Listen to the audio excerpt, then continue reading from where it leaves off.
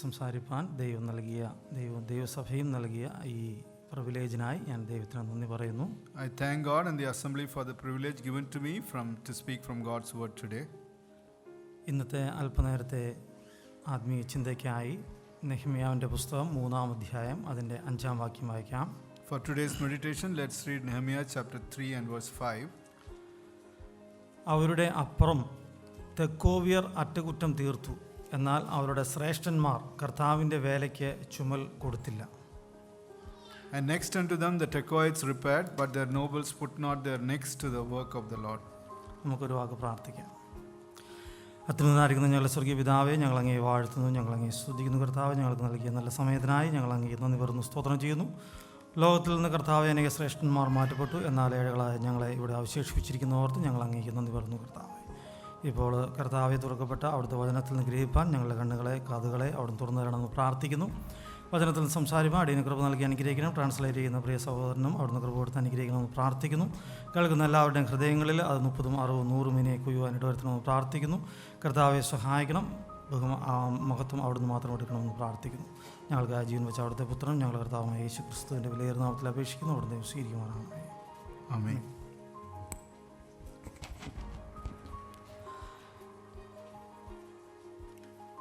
ഈ 3-ാം അധ്യായം, നെഹമ്യാവിൻ്റെ 3-ാം അധ്യായം ഒരു വലിയ റെക്കോർഡാണ്. The chapter 3 of Nehemiah is a big record. നമുക്കിതിൻ്റെ പശ്ചാത്തലമെല്ലാം അറിയാം. We know the background of this chapter. നെഹമ്യാവിൻ്റെ നേതൃത്വത്തിൽ BC 424-423 കാലഘട്ടത്തിൽ 52 ദിവസം കൊണ്ട് തകർന്നു കിടന്ന യെരുശലേമിൻ്റെ മതിൽ അവർ പുതുക്കി പണിതു. Under the leadership of Nehemiah from BC 464 to BC 423, in a period of 52 days they rebuilt the broken down walls of Jerusalem. 52 ദിവസം കൊണ്ട് അവർ മതിൽ പണി പൂർത്തിയാക്കി. 52 days they completed the work of the wall. എന്ന് പറയുമ്പോൾ അതിൻ്റെ അർത്ഥം നിങ്ങൾക്ക് മനസ്സിലാവുന്നുണ്ടോ? Do you understand the meaning of this sentence? 52 ദിവസം ഞാൻ പറഞ്ഞത് നിങ്ങൾക്ക് മനസ്സിലായെന്ന് എനിക്കറിയാം. പച്ച മലയാളത്തിലല്ലേ പറഞ്ഞത്. 52 weeks, I know you understood it. അപ്പോൾ പക്ഷെ ഞാൻ ഉദ്ദേശിച്ചത് ആ മതിലിൻ്റെ നീളവും വീതിയും ഉയരവും നിങ്ങൾക്കറിയാം. Do you know the length and breadth and height of that wall that was constructed?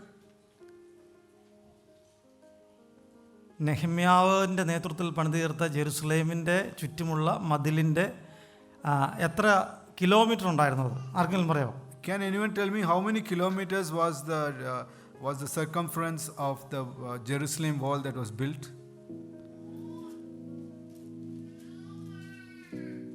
ബെന്നറ്റിന് അറിയാമോ? ഇല്ല. Does Bennett know? ഈ നാളുകളിലെല്ലാം നമ്മൾ യെരുശലേമിനെ കുറിച്ച് കേൾക്കുകയും വീഡിയോകളെല്ലാം കണ്ടുകൊണ്ടിരിക്കുകയും ചെയ്യണം. These days we are hearing and seeing videos about Jerusalem.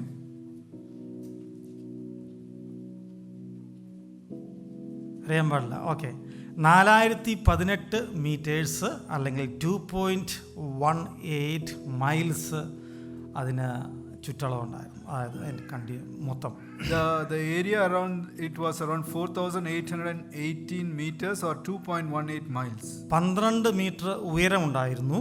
It was 12 meters tall. 2.5 metre വീതിയും ഉണ്ടായിരുന്നു. It was 2.5 meters wide. അപ്പോൾ ഇതൊരു ചെറിയ മതിലല്ല. ഇത് നമ്മുടെ നാട്ടിലുള്ള 2 ഏക്കറിന് ചുറ്റും നമ്മൾ കൽമണി പണിയുന്ന പോലെ ഒരു മതിലല്ല. It's not a small wall like we built around a property of 2 acres in our native place. അവിടെ പോയി കണ്ടെങ്കിലേ നമ്മൾക്കത് മനസ്സിലാക്കാൻ കഴിയത്തുള്ളൂ. ചൈന വൻമതിൽ കണ്ടിട്ടുള്ളവരൊക്കെ ഒന്ന് കൈവക്കിക്കേ. Only when we see this can anyone who's seen the Great Wall of China raise their hands? ഇവിടെ China വരെ പോയിട്ടുള്ള ഒരാൾ മാത്രമേ ഉള്ളൂ, ജോബിൽ. There is only one person who has gone to China, that is Jobel. Okay, അതെങ്കിലും ഒന്ന് കാണണം. You should at least see the Great Wall. Okay, അത് നമ്മുടെ മുമ്പിലുള്ള ഒരു കാഴ്ചയാണ്. That is something that we can see today. നമുക്ക് പടങ്ങളിലും വീഡിയോകളിലൊക്കെ കാണാൻ പറ്റും. We can see it in videos. നമ്മൾ ഇച്ചിരിയൊക്കെ ഒന്ന് ഒരു ജനറൽ നോളജൊക്കെ നമ്മുടെ ഉള്ളിലുണ്ടാകണം. We should have some general knowledge within us. എങ്കിലേ അവർ ചെയ്ത ആ വലിയ പണികളുടെ മഹത്വം നമുക്ക് മനസ്സിലാക്കാൻ കഴിയത്തുള്ളൂ. Only then we will be able to understand the greatness of the big works done by them. നമ്മളോർക്കും നമ്മളാണ് ഗ്രേറ്റ് പീപ്പിൾ എന്ന്. We many times think we are the great people. പക്ഷേ നമുക്ക് മുമ്പുണ്ടായിരുന്നവർ നമ്മളെക്കാളും വലിയവരായിരുന്നു. The people who are before us are greater than us. വലിയ മഹത്വങ്ങൾ ഉണ്ടായിരുന്നതാണ്.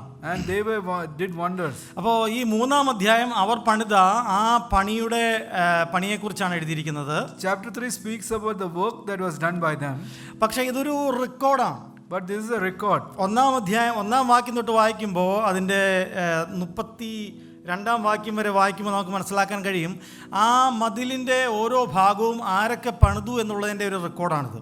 From verse 1 of chapter 3 to verse 32, this talks about which people did what portion of the wall. ഞാൻ അഞ്ചാം വാക്യം അങ്ങ് വായിച്ചെങ്കിലും ഈ 3-ാം അധ്യായം മൊത്തം ആധാരമാക്കി ചില 5 കാര്യങ്ങൾ നമ്മൾക്ക് ധ്യാനിക്കാമെന്നാണ് ദൈവകൃപയിൽ ആശ്രയിക്കുന്നത്. Even though I read verse 5, but looking at this chapter, I want to trusting in God, I want to bring 5 things before you. അതുകൊണ്ടാണ് ഞാൻ പറഞ്ഞത് ഈ 3-ാം അധ്യായം മുഴുവനുമായി ഒരു റെക്കോർഡ് തന്നെയാണ്, എത്ര പേർ പണിതു, എങ്ങനെ പണിതു എന്നുള്ളതിൻ്റെയൊക്കെ. And chapter 3, like I said, is a record of the construction done by different people. അപ്പോൾ ഒന്നാമത്തെ പോയിന്റ് എന്ന് പറഞ്ഞാൽ ഹോണറബിൾ റെക്കോർഡ് അല്ലെങ്കിൽ ഒരു ആദരവിൻ്റെ പട്ടികയാണ്. First is that it is an honorable record. എന്ന് വെച്ച് കഴിഞ്ഞാൽ ഇത് പണിതവരെ കുറിച്ചുള്ള അവരുടെ പേരുകൾ സഹിതം എഴുതിയിരിക്കുകയാണ്. It speaks including the names of the people who repaired the wall. വായിച്ചു നോക്കിക്കഴിഞ്ഞാൽ മുഴുവൻ വായിക്കാൻ സമയമില്ല, അവരുടെ പേരുകളൊന്നും പറയാൻ സമയമില്ല.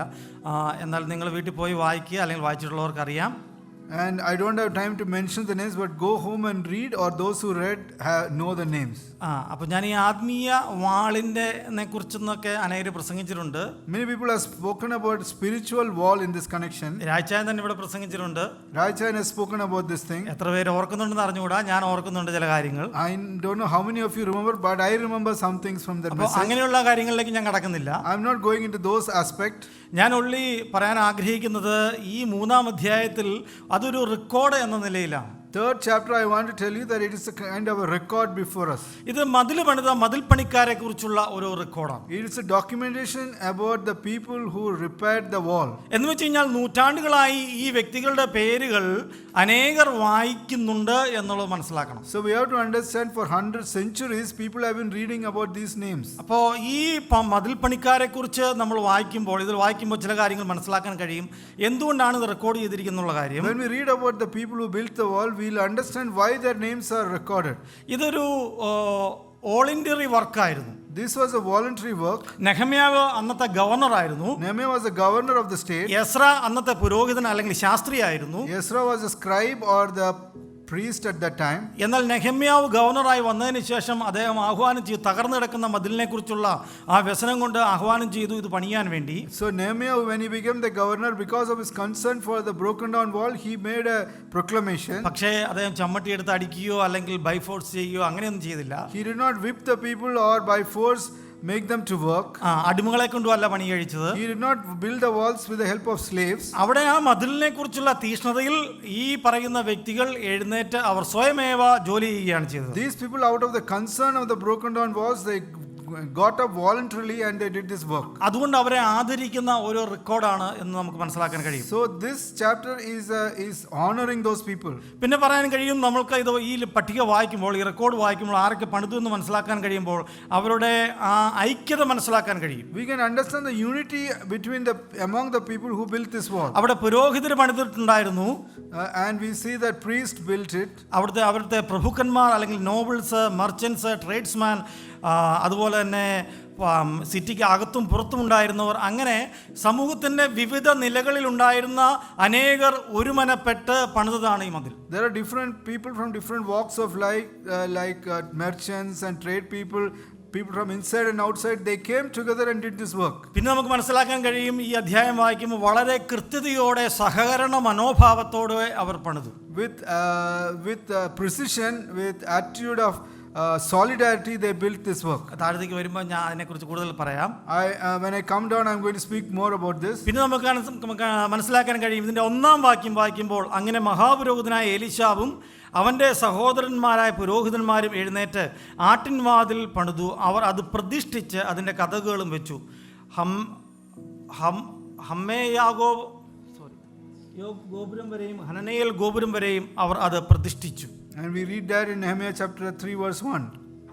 ഓക്കെ, അവിടെ എഴുതിയിരിക്കുന്നത് ഈ പുരോഹിതന്മാർ അത് പ്രതിഷ്ഠിച്ചു എന്നാണ് എഴുതിയിരിക്കുന്നത്. There it says that the priest എലീശാവും അവൻ്റെ സഹോദരന്മാരായ പുരോഹിതന്മാരും അത് പ്രതിഷ്ഠിച്ചു, ആ പണിതതിനെ പ്രതിഷ്ഠിച്ചു എന്നാണ്. and it says that they sanctified it. Sanctified എന്ന് പറയുമ്പോൾ അത് മാറ്റിവെച്ചു അല്ലെങ്കിൽ ദൈവത്തിനായി പ്രതിഷ്ഠിച്ചു എന്നാണ് അർത്ഥമാക്കുന്നത്. It means that it is set apart for God. എന്ന് വെച്ച് കഴിഞ്ഞാൽ ദൈവവേലയ്ക്കായി അവർ ആദ്യം തന്നെ പുരോഹിതന്മാരാണ് മുൻകൈ എടുത്ത് തുടങ്ങിയത്. So for God's work it was a priest who took the first hand. ഈ പണി ദൈവത്തിന് സമർപ്പിച്ചാണ് അവർ തുടങ്ങിയത് തന്നെ. They committed this work to God and started their work. രണ്ടാമത്തെ കാര്യം നമുക്ക് മനസ്സിലാക്കാൻ കഴിയുന്നത് ഈ റെക്കോർഡ് കൊണ്ടുള്ള ഒരു പ്രയോജനം എന്ന് വെച്ച് കഴിഞ്ഞാൽ അതൊരു എക്സാമ്പിൾ ആയിരുന്നു. Second thing about this documentation is that it's an example. ഇത് നമുക്കിന്നൊരു എക്സാമ്പിളാണ്. It is an example for people like us today. കഴിഞ്ഞ നൂറ്റാണ്ടുകളായി അനേകർക്ക് ഇത് എക്സാമ്പിൾ ആയിട്ട് മാറി. For the past centuries it was an example for many other people. എന്ന് വെച്ച് കഴിഞ്ഞാൽ എങ്ങനെയാണെന്ന് വെച്ച് കഴിഞ്ഞാൽ ഞാൻ പറഞ്ഞു ഈ മതിൽ എത്രമാത്രം വലുതാണെന്ന് നിങ്ങളുടെ തല ബ്രെയിനിൽ ഊഹിക്കാൻ പറ്റുമെങ്കിൽ ഊഹിക്കുക. If you can imagine, you can think how wide this wall was. Okay, അതിൽ അന്ന് ഇന്നത്തെ പോലത്തെ ബുൾഡോസറോ അല്ലെങ്കിൽ അതുപോലെ തന്നെ ക്രെയിനോ ഒന്നുമില്ല. In those days we didn't have the heavy equipment and machinery used to build the walls. അവരുടെ കൈകൾ കൊണ്ട് തന്നെ അവർ പണിയണം. With their bare hands they have to work. എല്ലാം തകർന്നു കിടക്കുന്ന മതിലാണ്. Every wall is broken down. അതൊരു വലിയ മാസീവ് വർക്കാണ് അവിടെ അവർ ചെയ്യേണ്ടിയിരുന്നത്. They had to start a massive work.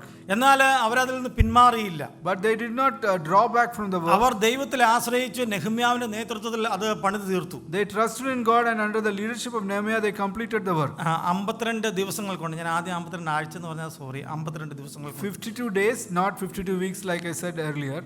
52 ദിവസങ്ങൾ കൊണ്ട് അവർ അത് പണിത് തീർത്തു. With 52 days they completed the work. എന്ന് വെച്ചാൽ അവരുടെ മുമ്പിൽ അതൊരു വലിയ കഠിന വേലയായിരുന്നു. In front of them it was a very hard task. എന്നാൽ ദൈവത്തിൽ ആശ്രയിച്ച് അവർക്ക് അത് പണിത് തീർക്കാൻ കഴിഞ്ഞു. But trusting in God they were able to complete the work. അതൊരു കഠിന വേല മാത്രമായിരുന്നില്ല, അവർക്ക് ശത്രുക്കളും ഉണ്ടായിരുന്നു. Not only was it hard work, they were also encountered with enemies. അവർ ഈ പണി തീർക്കാതിരിക്കാനായിട്ട് അവരുടെ അകത്തും പുറത്തുമുള്ള ശത്രുക്കൾ അവരെ നിരുത്സാഹപ്പെടുത്തിയിരുന്നു. And they were discouraged by their enemies within and without, not allowing them to complete.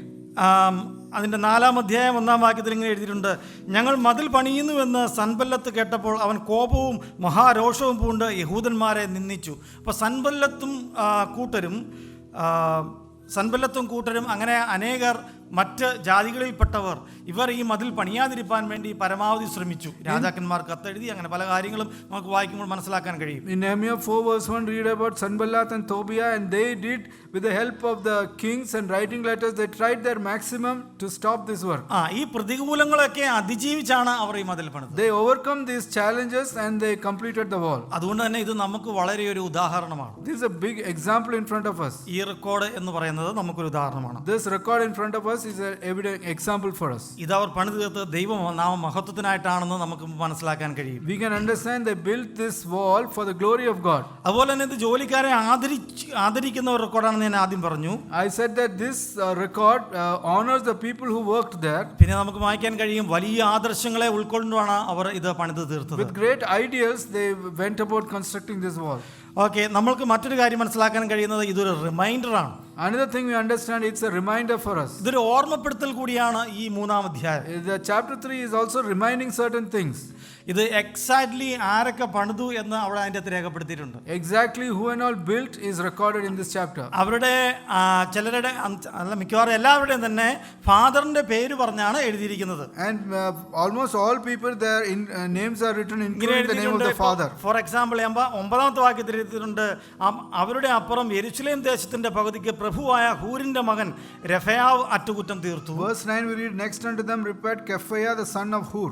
അതിന്റെ 12-ാം വാക്യത്തിൽ അവന്റെ അപ്പുറം യെരുശലേം ദേശത്തിന്റെ മറ്റേ പകുതിക്ക് പ്രഭുവായ ഹല്ലോഹേഷിന്റെ മകൻ ശല്ലൂമും അവന്റെ പുത്രിമാരും അറ്റകുറ്റം തീർത്തു. Verse 12 we read about Shallum the son of Halosh, they do the work. എന്ന് വെച്ച് കഴിഞ്ഞാൽ അവരുടെ അപ്പൻ തൊട്ടുള്ള പേര് ഈ 3-ാം അധ്യായത്തിൽ വളരെ കൃത്യമായി രേഖപ്പെടുത്തിയിട്ടുണ്ട്. Very clearly from their father including their names is recorded in this chapter. എന്തിനാ അങ്ങനെ രേഖപ്പെടുത്തിയിരിക്കുന്നത്? Why did they write like this? ഇങ്ങനെ എഴുതിയാൽ പോരായിരുന്നോ? ഫോർ ബോട്ടാണിക്കൽ ഡ്രൈവിൽ സാബിൻ ജോസ് പറ്റകുറ്റം പടുത്ത് തീർത്തു. ഞാനല്ല അന്ന് അങ്ങനെ, ഫോർ എക്സാമ്പിൾ, അങ്ങനെ ഒരു വീട്ടുപേര് അവിടെ ഉണ്ടായിരുന്നു. അങ്ങനെ എഴുതിയാൽ മതിയില്ല. We could have written that my house name and then signed on behalf of that one person could have signed it. It would have been better, is it not? എന്തിന് ഇന്നയാള് ഇന്ന മത്തായിയുടെ മകൻ ഔസേപ്പ് പണി തീർത്തു എങ്ങനെ എന്തുകൊണ്ട് എഴുതാൻ കാരണം? Why did they write that person, son of another person built this wall? Why did they write the names very specifically? Jeremy,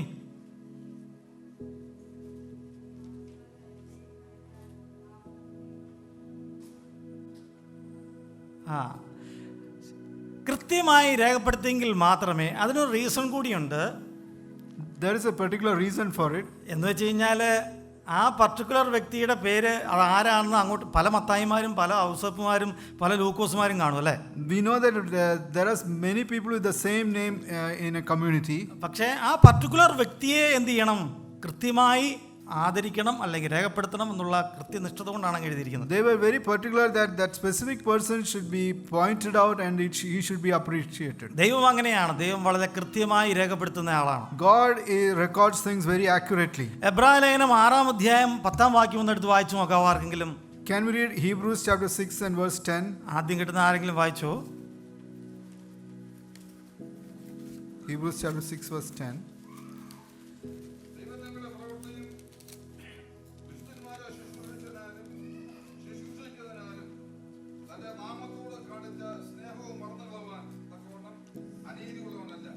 നമുക്ക് ആ വാക്യത്തിൽ മനസ്സിലാക്കാൻ കഴിയും, ദൈവം ഒരിക്കലും മറക്കുന്ന വ്യക്തിയല്ല. We can understand from that verse God never forgets. ദൈവം നിങ്ങളുടെ പ്രവൃത്തിയും വിശുദ്ധന്മാരെ ശുശ്രൂഷിച്ചതിനാലും ശുശ്രൂഷിക്കുന്നതിനാലും തൻ്റെ നാമത്തോട് കാണിച്ച സ്നേഹവും മറന്നു കളയാൻ തക്കവണ്ണം അനീതിയുള്ളവൻ അല്ല. For God is not unrighteous to forget your work and labor of love.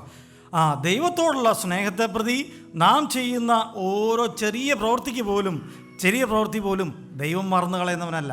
And whatever work we do in the love of God, God never forgets even a small task. മത്തായിയുടെ സുവിശേഷം 10-ാം അധ്യായം 42-ാം വാക്യത്തിൽ കർത്താവ് പറയുന്നുണ്ട്, നിങ്ങളിൽ ഈ ചെറിയവരിൽ ഒരുത്തന് എൻ്റെ നാമത്തെ പ്രതി ഒരു ഗ്ലാസ് വാട്ടർ കൊടുത്താൽ പോലും അതിന് നിങ്ങൾക്ക് പ്രതിഫലം ലഭിക്കാതിരിക്കുകയില്ല എന്ന് ഞാൻ നിങ്ങളോട് പറയും. And Lord says in Matthew 10:42 that the smallest of this, even if you give a glass of water, your reward will not be withheld. ദൈവത്തിന്റെ അടുക്കലും ഇങ്ങനെ ഒരു പുസ്തകമുണ്ട്. ബൈബിൾ ദൈവം നമുക്ക് നൽകി. God has given Bible to us, but God also has another book. ദൈവത്തിനൊരു പുസ്തകമുണ്ട്. ആ പുസ്തകത്തിന്റെ പേരറിയാവുന്നവരെന്ന് കൈവക്കിക്കേ. God's book. Can anyone raise hands, those who know the name of the book? എന്ന് പറഞ്ഞു ബ്രദറെ. സോറി, ദൈവത്തിന്റെ അടുക്കല് പല പുസ്തകങ്ങളുണ്ട്. There are many books under the hand of God.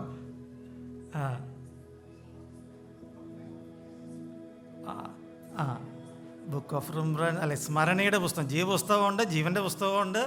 Book of life is there. അതുപോലെ തന്നെ സ്മരണയുടെ പുസ്തകമുണ്ട്. അപ്പോ സ്മരണയുടെ പുസ്തകം എന്ന് പറഞ്ഞാൽ നമുക്കറിയാം അല്ലേ, സ്മരിക്കാൻ വേണ്ടി അല്ലെങ്കിൽ ഓർക്കാൻ വേണ്ടി എഴുതി വെച്ചിരിക്കുന്ന പുസ്തകം. Book of Remembrance is written so that we remember the things. Okay, ദൈവത്തിന് മറവിയുള്ളതുകൊണ്ടല്ല. It's not because God is forgetful. എല്ലാത്തിനും ഒരു റെക്കോർഡ് ആവശ്യമുണ്ട്. Because everything needs an evidence. നമുക്കും റെക്കോർഡ്സ് ഉണ്ട്, ഈ സഭയിൽ റെക്കോർഡ്സ് ഉണ്ട്. This church also has records. ആരൊക്കെ എന്തൊക്കെ ചെയ്തു എന്നുള്ളതിന്റെ റെക്കോർഡ്സ് ഉണ്ട് അല്ലെ? And whatever did by others is written here. Okay, അപ്പോ ഞാൻ പറഞ്ഞു വരുന്നത്, ദൈവത്തിന്റെ മുമ്പിലുള്ള ആ പുസ്തകം, സ്മരണയുടെ പുസ്തകത്തിൽ ഓരോ ചെറിയ കാര്യവും ദൈവം എന്ത് ചെയ്യുന്നുണ്ട്? കുറിച്ചു വെക്കുന്നുണ്ട്. So what I want to tell here is that whatever we did in God's name is written in the book of remembrance. വളരെ കൃത്യമായി രേഖപ്പെടുത്തുന്ന പുസ്തകം. It's a book which is very accurate. ഇനി ഞാൻ പറഞ്ഞു വരുമ്പോൾ ഈ 3-ാം അധ്യായം വായിക്കുമ്പോൾ 3-ാം അധ്യായത്തിൽ അധികം ആരുടെയും പേരുകൾ എഴുതിയിട്ടില്ല. When we look at chapter 3, we don't read many names. എനിക്ക് തോന്നുന്നത് 38 പേരുകളെ കാണത്തുള്ളൂ. I think around 38 names are mentioned there. എന്നാൽ 38 വ്യക്തികളെ കൊണ്ട് ഈ വലിയ മതിൽ പണിതു തരുമോ? But do you think this great wall could have been constructed with the help of just 38 people? No. പക്ഷേ അവിടെ അതിന് നേതൃത്വം നൽകിയ വ്യക്തികളുടെ അല്ലെ മുന്നിറങ്ങിയ വ്യക്തികളുടെ പേരായിരിക്കും അവിടെ എഴുതിയിരിക്കുന്നത്. So the names written there are people who are in the forefront or who are leading. എന്നാൽ അവരെ സഹായിച്ച അനേകരും കാണും. There would be many helpers to these people. അവരുടെ എല്ലാം പേര് ദൈവത്തിന്റെ പുസ്തകത്തിൽ കാണും. And all their names are there in the book of God. ദൈവം അതിന് തക്കതായ പ്രതിഫലവും കൊടുക്കും. And God will give the right reward for them. മറ്റൊരു കാര്യം നമുക്ക് മനസ്സിലാക്കാൻ കഴിയുന്നത് ഇത് ഒരിക്കലും മായ്ക്കാൻ കഴിയാത്ത കാര്യമാണ്. And another thing we see, it cannot be erased. Okay, ഇത് ഈ ബൈബിളിൽ നോക്കുക, കേവലം ദൈവം മനുഷ്യരെ കൊണ്ട് എഴുതിച്ച അല്ലെങ്കിൽ ദൈവനിവേശിതമായ ഈ ബൈബിൾ പോലും നൂറ്റാണ്ടുകളായി മായാതെ മറയാതെ നമ്മുടെ കൈകളിലുണ്ട്. And God inspired Bible which was written by people, and we can see it does not fade, it's not erased, but it's in our hands today. ഈ ഭൂമിയിലുള്ള ഒരു റെക്കോർഡ് മായ്ക്കാൻ കഴിയുന്നില്ല, അല്ലെങ്കിൽ ദൈവം അതിന് സമ്മതിക്കുന്നില്ല എങ്കിൽ സ്വർഗത്തിലുള്ള റെക്കോർഡ് ഒരിക്കലും മായ്ക്കാൻ കഴിയുന്നതല്ല. If God does not allow the record in the earth to be destroyed, then we will know that the book in heaven will never be erased.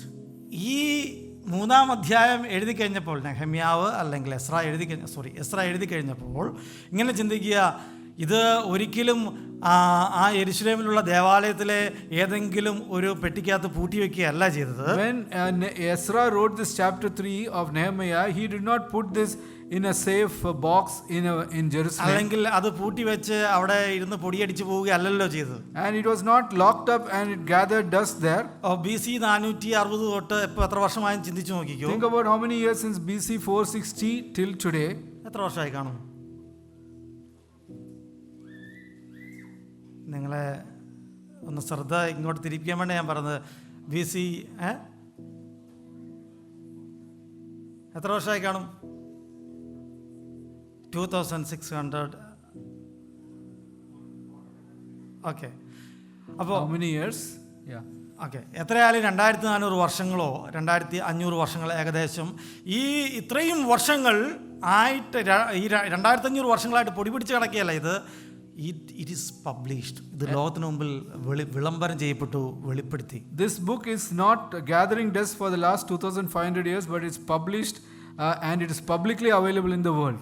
എന്ന് വെച്ചാൽ ലോകത്തിലുള്ള ഏകദേശം 3000-ലധികം ഭാഷകളിലേക്ക് ഈ നെഹമ്യാവിന്റെ പുസ്തകത്തിലെ 3-ാം അധ്യായം ദൈവം പബ്ലിഷ് ചെയ്തു എന്നാണ് ഞാൻ പറഞ്ഞതിന്റെ അർത്ഥം. What I want to say is around 3000 languages in the Bible, the record of Nehemiah has been published by God. ഇതിൽ ചുമല് കൊടുത്ത ഓരോ വ്യക്തികളെ കുറിച്ചും ഈ അനേക ഭാഷകളിലുള്ള വ്യക്തികൾ വായിച്ച് സ്മരിക്കുകയാണ്. And all the people who gave shoulder to the work, people in and many languages are reading and remembering them. ഈ 5-ാം വാക്യം ഞാൻ ഒന്ന് വായിക്കട്ടെ ഒന്നുകൂടി. അവരുടെ അപ്പുറം തെക്കോവർ അറ്റകുറ്റം തീർത്തു, എന്നാൽ അവരുടെ ശ്രേഷ്ഠന്മാർ കർത്താവിന്റെ വേലയ്ക്ക് ചുമൽ കൊടുത്തില്ല. Verse 5 read like this, and next unto them the tekoids repaired, but the nobles put not their necks to the work of their Lord. ഇത് കർത്താവിന്റെ വേലയായിരുന്നു. This was the work of the Lord. കർത്താവിന്റെ വേലയ്ക്ക് ചുമൽ കൊടുത്ത ഓരോരുത്തരെയും കുറിച്ച് കർത്താവ് ലോകമെമ്പാടും വിളംബരം ചെയ്തു. God has published about those who work there globally. ദൈവം അവർ ചുമൽ കൊടുത്തപ്പോൾ അല്ലെങ്കിൽ ഒരു കല്ല് ചുമന്ന് വെച്ചപ്പോൾ അല്ലെങ്കിൽ അതിന് മുമ്പോട്ട് ഇറങ്ങിയപ്പോൾ അവരൊരിക്കലും പ്രതീക്ഷിച്ചു കാണത്തില്ല ഇങ്ങനെ ജീവിതത്തിൽ സംഭവിക്കുന്നുള്ള കാര്യം. When they took a brick or did something for the work of the Lord, they never expected this outcome. നൂറ്റാണ്ടുകളായി ഇവരുടെ പേരുകൾ ലോകമെമ്പാടും വായിക്കും സ്മരിക്കുമെന്ന് അവർ ജീവിതത്തിൽ പ്രതീക്ഷിച്ചു കാണത്തില്ല. Never in their life they would have imagined that after centuries people will be reading their name and remembering them. ഉണ്ടോ? അങ്ങനെ ചെയ്ത് കാണോ? ഒരിക്കലും ഓർത്ത് കാണോ? Would they have at least thought once that this would happen? No, അവർ ദൈവത്തോടുള്ള സ്നേഹത്തെ പ്രതി ആ സ്നേഹത്തിൽ നിന്ന് അവര് അതിന് ചുമൽ കൊടുത്തു. അവരുടെ നാമം ദൈവം ലോകമെമ്പാടും വിളംബരം ചെയ്തു. They did this work out of their love for the Lord, but God published their names throughout the world. രണ്ടാമത്തെ കാര്യം നമുക്ക് മനസ്സിലാക്കാൻ കഴിയുന്നത്, ഞാൻ ഒന്നാമത്തെ ഇത് കഴിഞ്ഞു. ഒന്നാമത്തെ കാര്യം ഇതുവരെ റെക്കോർഡായിരുന്നു. ഇത് ആ മതിൽ പണിത ആൾക്കാരെ ആദരിക്കുന്നതിന് ദൈവം ഏർപ്പാടാക്കിയ ഒരു റെക്കോർഡ് എന്ന നിലയിലാണ് ഞാൻ സംസാരിച്ചത്. First thing that I want to tell you is that this is a record of the people who worked for repairing this രണ്ടാമത്തെ പോയിന്റ് നമുക്ക് ഇവിടുന്ന് മനസ്സിലാക്കാൻ കഴിയുന്നത് ഇൻഡിഫറൻസ് ഇൻ ഹൈ പ്ലേസസ് എന്ന് വെച്ച് കഴിഞ്ഞാൽ 5-ാം അധ്യായം തന്നെ അവിടെ എഴുതിയിരിക്കുന്ന കാര്യം, അവരുടെ അപ്പുറം തെക്കോവ്യർ അറ്റകുറ്റം തീർത്തു, എന്നാൽ അവരുടെ ശ്രേഷ്ഠന്മാർ കർത്താവിന്റെ വേലയ്ക്ക് ചുമൽ കൊടുത്തില്ല. Second point is indifference in high places. We read in verse 5 of chapter 3 that nobles put not their necks to the work. തെക്കോവ്യർ എന്ന് വെച്ച് കഴിഞ്ഞാൽ അവിടെ ഉണ്ടായിരുന്ന ആ തെക്കോവ്യ ദേശത്തുണ്ടായിരുന്ന ആൾക്കാർ. They are people who were in the place of Tekoa. അവർ കർത്താവിന്റെ വേലയ്ക്ക് ചുമൽ പണിതു കഴിഞ്ഞപ്പോൾ, മതിൽപ്പണിയിൽ പങ്കുചേർന്നപ്പോൾ അവരുടെ കുറേ ശ്രേഷ്ഠന്മാരുണ്ടായിരുന്നു. There were some neighbors, even though Tekoites repaired, there were some nobles among them. തൊട്ട് താഴത്തേക്ക് വരുമ്പോൾ എല്ലാ വാക്യങ്ങളും കാണാൻ കഴിയും. അവരുടെ പ്രഭുവായ ഇന്ന വ്യക്തി, പ്രഭുവായ ഇന്ന വ്യക്തി, പ്രഭുവായ ഇന്ന വ്യക്തി, ആ വ്യക്തിയുടെ നേതൃത്വത്തിലാണ് ഈ പണികൾ നടന്നത്. In the verses down we see different families and their nobles mentioned there. Work was done under their leadership. എന്നാൽ തെക്കോവരിൽ മാത്രം അവരുടെ നോബിൾസ് അല്ലെങ്കിൽ പ്രഭുക്കന്മാർ, ശ്രേഷ്ഠന്മാർ എന്ന് പറയുന്ന വ്യക്തികൾ എന്ത് ചെയ്തില്ല? കർത്താവിൻ്റെ വേലയ്ക്ക് ചുമൽ കൊടുത്തില്ല. But among the Tekoites, the nobles or leaders did not give shoulder to the work of the Lord. ദൈവം എത്ര കൃത്യമായിട്ടാണ് രേഖപ്പെടുത്തിയെന്ന് എഴുതുക. ചുമൽ കൊടുത്തില്ലേലും ദൈവം എഴുതും കേട്ടോ. Think about how accurate God is. Even if you don't do the work, He records it. ദൈവത്തിന് അങ്ങനെ ഒരു പ്രശ്നമുണ്ട്. God's glory, there is a problem with like that. സ്മരണയുടെ പുസ്തകത്തിൽ ചുമൽ കൊടുത്താലും കൊടുത്തില്ലേലും എഴുതും. And in the book of Remembrance, whether you do or do not do the work, your names are recorded. ചുമൽ കൊടുത്തവന് പ്രതിഫലം ലഭിക്കും, ദൈവത്തിൽ നിന്ന് ആദരവ് ലഭിക്കും. Those who did the work, they will get honor and praise from God. മലാക്കിയുടെ പുസ്തകത്തിലെ അവസാന നിമിഷം ഇങ്ങനെ എഴുതിയിട്ടുണ്ട്. In the book of Malachi, towards the end, it's written like this. ചിലർ പ്രതിഫലത്തിനായും ചിലർ Some for the rewards and others for നിത്യ നിന്ദയ്ക്കായിട്ടും എഴുന്നേൽക്കും. For the eternal shame they will rise up. അപ്പോൾ ദൈവം അങ്ങനെ രേഖപ്പെടുത്തുന്ന വ്യക്തിയാണ്. God is a person who records things in this manner. സ്മരണയുടെ പുസ്തകത്തിൽ ദൈവം എല്ലാം എഴുതി വെക്കും. God is writing everything in the book of Remembrance. ഇവിടുത്തെ ശ്രേഷ്ഠന്മാർ എന്നാണ് എഴുതിയിരിക്കുന്നത്. It is said that nobles. അവർ ചിന്തിച്ചിരുന്നത് അവിടുത്തെ ശ്രേഷ്ഠന്മാരാണ്. They thought themselves to be the nobles of that place. എന്തുകൊണ്ട് കർത്താവിന് വേലയ്ക്ക് ചുമൽ കൊടുത്തില്ലെന്ന് എനിക്ക് അറിഞ്ഞുകൂടാ. I don't know the reason why they didn't put their hands to God's work. അവരുടെ ഉള്ളിലുണ്ടായിരുന്ന ഒരു അഹങ്കാരം, പ്രൗഢി, അല്ലെങ്കിൽ അസൂയ, അല്ലെ അങ്ങനെയൊക്കെ പല കാര്യങ്ങൾ കാണും. Many things like jealousy or proudness in their heart could have prevented them. എങ്ങനെയായിരുന്നാലും അവർ ചുമൽ കൊടുത്തില്ല എന്ന് വളരെ വ്യക്തമായി രേഖപ്പെടുത്തിയിരിക്കുന്നു. Whatever be the case, it is very clear that they didn't put their hands towards the work. ഇവിടെ എഴുതിയിരിക്കുന്നത് കർത്താവിന്റെ വേല എന്നാണ്. കർത്താവിന്റെ വേല. It is written here, the work of the Lord. Jerusalem wall എന്ന് പറയുന്നത് എങ്ങനെ കർത്താവിന്റെ വേലയാവും? How will the Jerusalem wall become the work of the Lord? അത് ജെറുസലേം എന്ന് പറയുന്ന ഒരു നഗരത്തിന് ചുറ്റുമുള്ള ഒരു മതിലല്ലേ? Is it not a wall around the city of Jerusalem? Jerusalem മഹാരാജാവിന്റെ നഗരമാണ്. Jerusalem is the city of the great king. ദൈവം തെരഞ്ഞെടുത്ത നഗരമാണ്.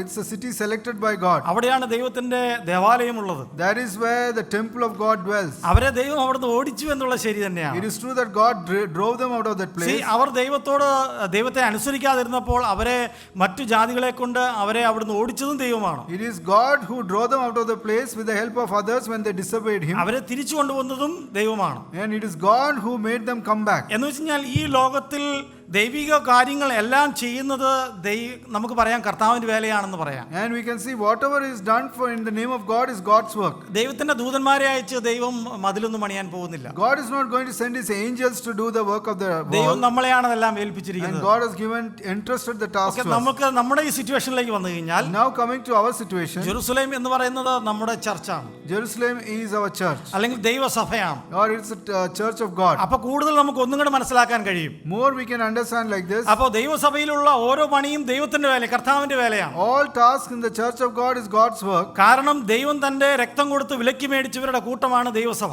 Because God's church is a group of people who have been redeemed by the blood of Christ. എന്ന് വെച്ചാൽ ദൈവം ഒരു വില കൊടുത്ത് മേടിച്ചതാണ് നാം എല്ലാവരും. God has purchased all of us.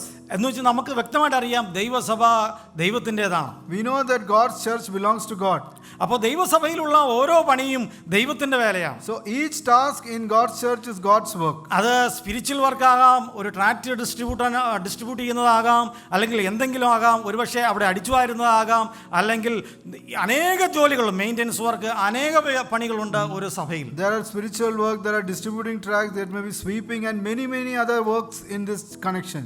നമുക്ക് നോക്കി കഴിഞ്ഞാൽ 100 കൂട്ടം പണികൾ കാണാൻ കഴിയും. We can see hundreds of tasks here. അത് ദൈവം വില കൊടുത്ത് മേടിച്ചാണ്, തന്റെ പുത്രന്റെ രക്തത്താൽ വില കൊടുത്ത് മേടിച്ച് പണിയുന്നതാണ് ദൈവസഭ എങ്കിൽ തന്നെയും, even though it is God's purchase with the blood of his son, this church, അതുകൊണ്ട് ദൈവം തന്റെ ദൂതന്മാരെ അയച്ച് മെയിൻറ്റെയിൻ ചെയ്യാനൊന്നും പോകുന്നില്ല. and God is not going to send his angel for maintenance here. അത് ദൈവം നമ്മളെയാണ് ഫലമേൽപ്പിച്ചിരിക്കുന്നത്. God has entrusted the work to us. അപ്പോ അതിന് ചുമൽ കൊടുക്കേണ്ടത് നാമാണ് ചുമൽ കൊടുക്കേണ്ടത്. So we have to shoulder the work. നമുക്കാണ് അതിന് ഉത്തരവാദിത്വം. It is our responsibility. ഇവരുടെ ശ്രേഷ്ഠന്മാർ അത് ചെയ്തില്ല, അതിന് ചുമൽ കൊടുത്തില്ല. These nobles did not do the work or put their necks to the ദൈവം work. അത് വ്യക്തമായി റെക്കോർഡ് ചെയ്തു. And God has recorded it clearly. ഞാൻ ആദ്യം പറഞ്ഞു ബാക്കിയുള്ള എല്ലാവരും ഓൾ ഇന്ത്യയിലി ഇതിന് ഈ പണിക്കായി മുന്നോട്ടിറങ്ങി. In the beginning I said others voluntarily started the work. പക്ഷേ ഇവർ ചുമൽ കൊടുക്കാനേ പോയില്ല. They did not care about the work. നോക്കുക എത്രമാത്രം അവരെക്കുറിച്ചുള്ള അഭിപ്രായം, എത്ര മോശമായ അഭിപ്രായമാണ് നമ്മുടെ ഉള്ളിൽ തന്നെ ഇപ്പോൾ ജനിക്കുന്നത്. Think about the bad reputation even they have even among us today. So അതുകൊണ്ട് കർത്താവിന്റെ വേലയ്ക്ക് ചുമൽ കൊടുക്കുക എന്നുള്ളത് നമ്മുടെ എല്ലാവരുടെയും ഉത്തരവാദിത്തമാണ്. So shouldering the Lord's work is the responsibility of each one of us. എന്തുകൊണ്ട് നമ്മൾ കർത്താവിന്റെ വേലയ്ക്ക് ചുമൽ കൊടുക്കണം? Why should we give our shoulder to God's work? ഒന്ന്, നാം കർത്താവിനോട് നന്ദിയുള്ളവരായിരിക്കണം. Because we should have gratitude to God. രണ്ട്, നാം കർത്താവിനെ സ്നേഹിക്കണം. Secondly, we should love God. ഈ രണ്ട് കാര്യത്തിൽ നിന്ന് മാത്രമേ നമുക്ക് ചുമൽ കൊടുക്കാൻ കഴിയത്തുള്ളൂ. Out of these two reasons we can give our shoulder to God's work. ഈ ശ്രേഷ്ഠന്മാർ ഒരിക്കലും മനസ്സിലാക്കിയില്ല അവരെ പ്രവാസത്തിൽ നിന്ന് തിരിച്ചു കൊണ്ടുവന്നത് ഈ കർത്താവാണെന്നുള്ള കാര്യം മനസ്സിലാക്കി. These nobles never understood it is God who made them return from their captivity. അവർക്ക് ബാബിലോണിയ ചക്രവർത്തിയുടെ കീഴിൽ അവർ അടിമകളായിരുന്നു. They were slaves under the emperor of Babylon. എന്നാൽ കൊരശിന്റെ ഹൃദയം ഉണർത്തി അവരെ തിരിച്ചു കൊണ്ടുവന്നത് ഈ ദൈവമാണെന്നുള്ള ദൈവമാണെന്നുള്ള കാര്യം അവർ മറന്നുപോയി. They forgot that God gave this thought in the heart of Cyrus the king and he made a proclamation to make them return. അവർ ഈ ദൈവത്തെ സ്നേഹിക്കാൻ മറന്നുപോയി. They forgot to love this God. പ്രിയപ്പെട്ടവരെ, നാമും നന്ദിയുള്ളവരായിരിക്കണം. We should be people with gratitude. പിശാചിന്റെ അടിമത്തത്തിൽ നിന്ന്, പ്രവാസത്തിൽ നിന്ന് നമ്മളെ തിരിച്ചു കൊണ്ടുവന്നവൻ നമ്മുടെ കർത്താവാണ്. It is God who made us return from the bondage of the Satan. അവൻ തന്റെ ചങ്കിലെ രക്തം കൊടുത്ത് വിലയ്ക്ക് മേടിച്ചവരാണ് നാം എല്ലാവരും. He gave his blood for us and he has നാം purchased us. എത്രമാത്രം നന്ദിയുള്ളവരായിരിക്കണം. How much we should be thankful. നാം ചെയ്യുന്ന ഓരോ ചെറിയ ജോലിയും കർത്താവിന്റെ വേലയാണെന്നുള്ള കാര്യം മറന്നു പോകരുത്. Do not forget that each small task we do is God's work. നമ്മളിവിടെ എന്തെങ്കിലും ചെയ്യുമ്പോൾ അതൊരിക്കലും ചിന്തിക്കരുത് ഈ പ്രദേശത്തിന് വേണ്ടി അല്ലെങ്കിൽ ഈ ബിൽഡിങ്ങിന് വേണ്ടിയാണ് ചെയ്യുന്നത് ചിന്തിക്കരുത്. മറിച്ച് ആ കർത്താവിന് വേണ്ടിയാണ് ചെയ്യുന്നത്. Do not think whatever work you do is for this place or for this city, but it is for God. നോക്കുക, അതിനേക്കാൾ ഉപരിയായിട്ട് ഇത് കർത്താവ് നമ്മൾക്ക് തരുന്ന ഒരു പ്രിവിലേജാണ്. More than that, we should consider it as a privilege given by God to us.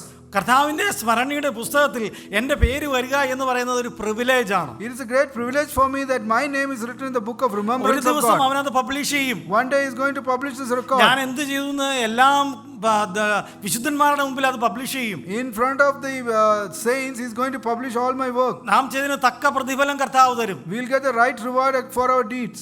Okay, അതുകൊണ്ട് കർത്താവിന്റെ വേലയ്ക്ക് നാം ചുമൽ കൊടുക്കണം. So we should give our shoulder to God's work. ഇവിടെ നമ്മൾ കാണാൻ കഴിയുന്നത് അവര് അതിന് മുതിർന്നില്ല എന്നുള്ള കാര്യമാണ്. Here we see that they did not come forward to do അങ്ങനെ that. നമ്മുടെ ജീവിതത്തിൽ ഉണ്ടാകരുത്. That should not happen in our life. മൂന്നാമത്തെ പോയിന്റ് നമുക്ക് ഇവിടുന്ന് മനസ്സിലാക്കാൻ കഴിയുന്നത് നെഹമ്യാവിന്റെ 3:12 വായിച്ചാൽ നമുക്ക് മനസ്സിലാക്കാൻ കഴിയും. അവന്റെ അപ്പുറം യെരുശലേം ദേശത്തിന്റെ മറ്റേ പകുതിക്ക് പ്രഭുവായ ഹല്ലോഹേഷിന്റെ മകൻ ശല്ലൂമും അവന്റെ പുത്രിമാരും അറ്റകുറ്റം തീർത്തു. And third point we see in chapter 3 verse 12 that the Shallum the son of Halohesh, the ruler of the half part of Jerusalem, he and his daughters. അവിടെ മാത്രമേ നമുക്ക് കാണാൻ കഴിയുള്ളൂ അവന്റെ പുത്രിമാരും അറ്റകുറ്റം തീർത്തു എന്ന് പറയുന്ന കാര്യം. Only in that verse we read this thing that his daughters also took part in the work. എന്ന് വെച്ചാൽ മറ്റു ഭാഗങ്ങളിലൊക്കെ ഒരു പ്രഭുവിന്റെ നേതൃത്വത്തിൽ അവന്റെ കൂടെയുള്ളവർ ഒരുമിച്ച് അവർ പണിത് തീർത്തു. In other parts we see that under the leadership of a noble, people came together and did the work. ഇവിടെ കാണുന്ന ശല്ലൂമും അവന്റെ പുത്രിമാരും എന്ന് വെച്ച് കഴിഞ്ഞാൽ അവർ കുടുംബമായി ആ പണിയിൽ വ്യാപൃതരായി. Here we see Shallum and his daughters means Shallum and his family, they came together for the work. എന്ന് വെച്ച് കഴിഞ്ഞാൽ അതൊരു വളരെ ഉദാത്തമായ ഒരു കുടുംബമായിരുന്നു എന്ന് നമുക്ക് മനസ്സിലാക്കാൻ കഴിയും. We can see that they were a sincere family. എന്ന് വെച്ച് കഴിഞ്ഞാൽ അവര് ആ കുടുംബത്തിൽ അവരുടെ പെൺമക്കളെ എന്ത് ചെയ്തു? വ്യക്തമായി പഠിപ്പിച്ചു.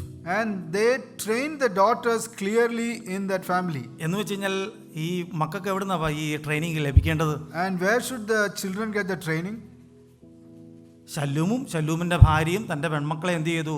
ദൈവത്തെക്കുറിച്ച് പറഞ്ഞ് മനസ്സിലാക്കി എങ്ങനെയാണ് കർത്താവിൻ്റെ വേല ചെയ്യേണ്ടത് എന്നുള്ള കാര്യം പറഞ്ഞ് മനസ്സിലാക്കി കൊടുത്തു. അല്ലെങ്കിൽ കർത്താവിനോടുള്ള നന്ദിയെക്കുറിച്ച് സ്നേഹത്തെക്കുറിച്ച് പറഞ്ഞ് മനസ്സിലാക്കി കൊടുത്തു. Shallum and his wife told their daughters about the love of God and this is how we should work in the house of God. കുടുംബത്തിലുള്ള പരിശീലനമാണ് അവരെ അതിനെ പ്രേരിപ്പിച്ചത്. It is a family training that encouraged them. അപ്പോൾ ഈ മക്കളൊക്കെ വളർന്നു വരുമ്പോൾ അവരെ ദൈവവേലയ്ക്ക് ചുമൽ കൊടുക്കണമെങ്കിൽ മാതാപിതാക്കൾ തന്നെ കുടുംബത്തിൽ അവരെ അതിനെ ട്രെയിൻ ചെയ്യണം. And if children grow up and they have to give shoulder to God's work, it is the responsibility of parents to train them. കുടുംബത്തിൽ തന്നെ സന്തോഷം ഉളവാക്കുന്ന കാര്യമാണ്. This is something that brings happiness to the കുടുംബ family. ബന്ധത്തെ കെട്ടുറപ്പിനെ കാണിക്കുന്നതാണ്. It shows the strength of the family relationships.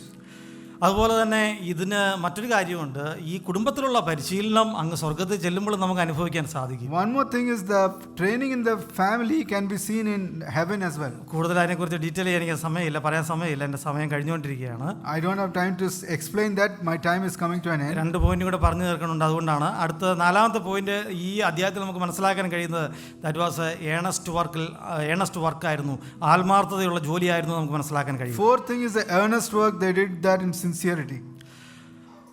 ആത്മാർത്ഥതയുള്ള ജോലിക്ക് എന്ത് വേണം? What do you need for sincere work? എന്ത് വേണം ആത്മാർത്ഥമായൊരു ജോലി ചെയ്ത് തീർക്കണമെങ്കിൽ? സമയം പോകണം, പെട്ടെന്ന് പെട്ടെന്ന്. What is the answer? If you have to do earnest work, what is needed? ആത്മാർത്ഥത വേണം, അത് ഞാൻ സമ്മതിച്ചു.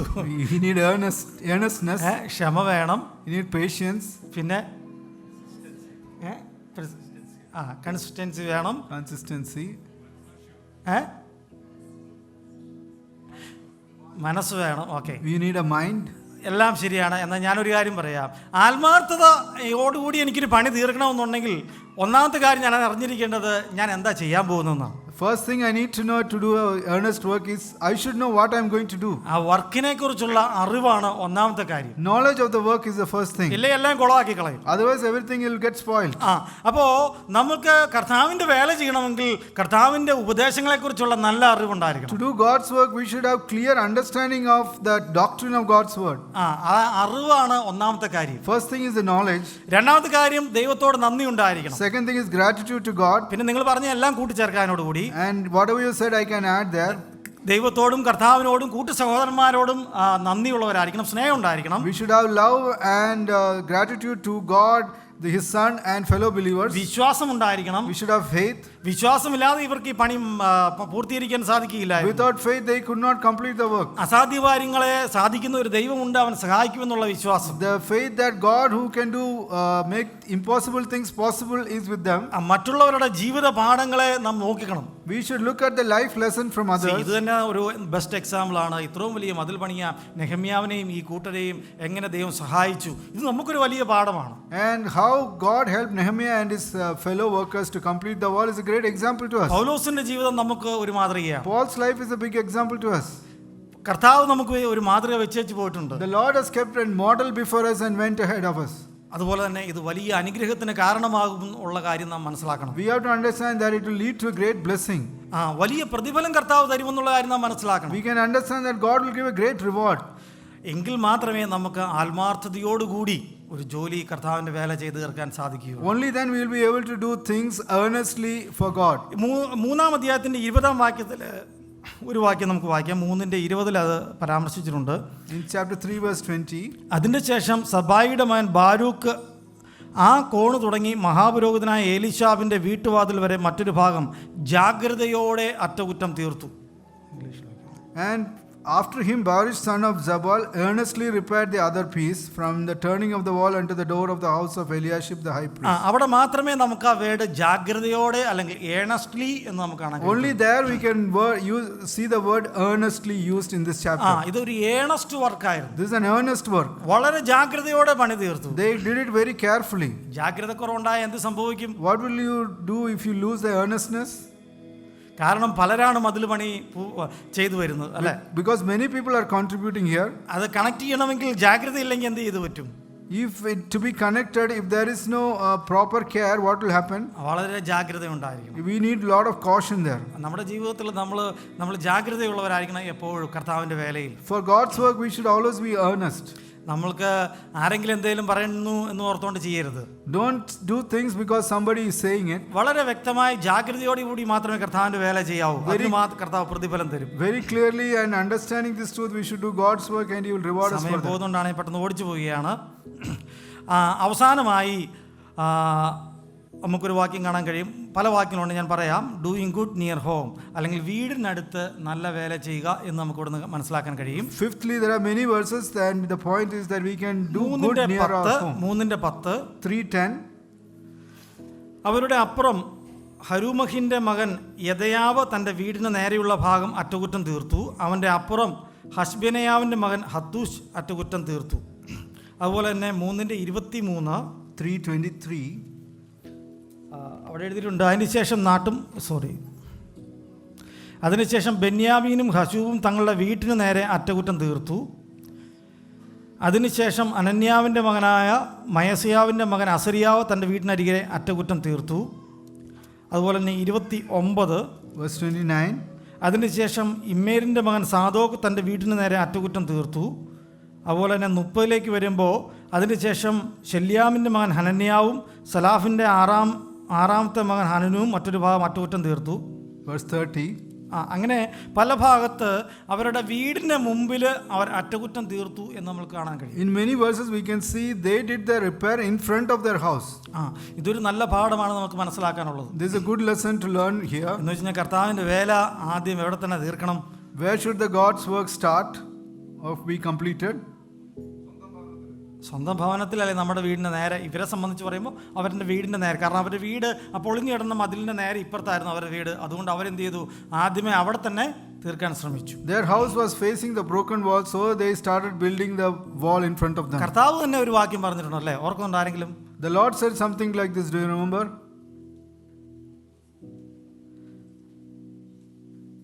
പരിശുദ്ധാത്മാവ് വരുമ്പോൾ നിങ്ങൾ എന്ത് ചെയ്യണം? What should you do when the Holy Spirit comes? ആദ്യം യെരുശലേമിലും പിന്നെ യഹൂദിയയിലും ശമരിയയിലും പിന്നെ ലോകത്തിൻ്റെ എമ്പാടും പോയി നിങ്ങൾ സുവിശേഷം പറയണം. അത് ആ സീക്വൻസാണ് കർത്താവ് വെച്ചിരിക്കുന്നത്. And the Lord said in Jerusalem, in Judea, in Samaria and to the uttermost parts of the earth, the Lord has given this sequence. എന്ന് വെച്ച് കഴിഞ്ഞാൽ ജെറുസലേം എവിടെയാ? And where is the Jerusalem? Is here. Home town അല്ലെങ്കിൽ എൻ്റെ ഭവനമാണ് Jerusalem. My home or hometown is Jerusalem. അത് കഴിഞ്ഞിട്ട് യഹൂദ എന്ന് പറയുന്നത് എൻ്റെ അയൽപക്കമാണ്. Judea is my neighborhood. എന്ന് വെച്ചാൽ സമരിയ പിന്നെ എവിടെയാണ്? Where is Samaria? അടുത്ത വില്ലേജ് ആണ്. Is the next village. പിന്നെ ലോകത്തിൻ്റെ അപ്പോൾ. And now all over the world.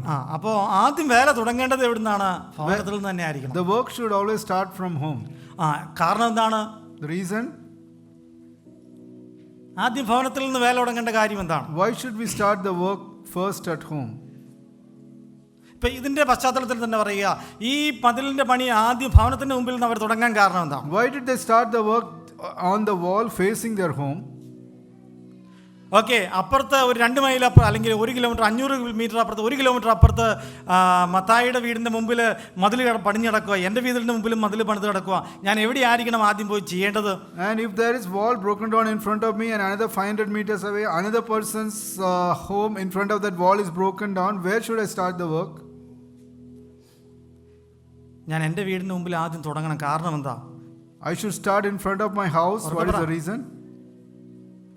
ഞാനൊരു സാക്ഷിയായി അല്ലെക്കാലം ഉപരിയായിട്ട് ഈ പശ്ചാത്തലത്തിൽ ചിന്തിക്കുമ്പോൾ ശത്രു എന്തിനാ ഈ മതിൽ പണിയുന്നത്? Why are we building the wall? ശത്രുക്കളിൽ നിന്ന് രക്ഷ നേടാൻ, അല്ലെങ്കിൽ ശത്രുക്കൾ അറ്റാക്ക് ചെയ്യാതിരിക്കാൻ നേരിട്ട് വന്ന്. അപ്പോൾ എൻ്റെ വീട് തുറന്നു കിടക്കുക, ഞാൻ അപ്പുറത്തെ വീടുകാർക്ക് വേണ്ടി സംരക്ഷണം ചെയ്യണം. പക്ഷേ അതാണോ ഏറ്റവും വലുത്?